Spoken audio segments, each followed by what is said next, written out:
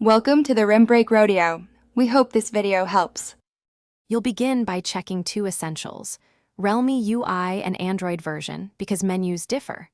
Once done, unlock the phone with your PIN or biometric so settings are editable. Make sure battery is above 20% to avoid interruptions. Next, open Settings and type Emergency in the search bar to jump directly to related options. Start here to avoid wandering menus. This first step ensures you're in the right area to disable auto-dial behaviors and edit emergency info safely. Now navigate to Security and Privacy or Safety and Emergency. Realme labels vary across updates, so scan both sections. In that area, locate Emergency SOS, Emergency Info, and any auto call toggles. You'll toggle auto call off to prevent automatic dialing when the power or volume shortcut is pressed. Make sure to also disable shortcut triggers so accidental presses won't send alerts. If you had emergency contacts set, remove or edit them.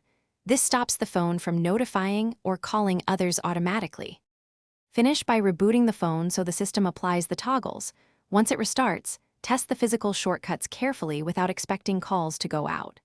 If emergency SOS remains active, inspect device administrator apps and accessibility permissions. Some apps re-enable shortcuts. If you still see problems, reset only the emergency settings or boot into safe mode to isolate a misbehaving app.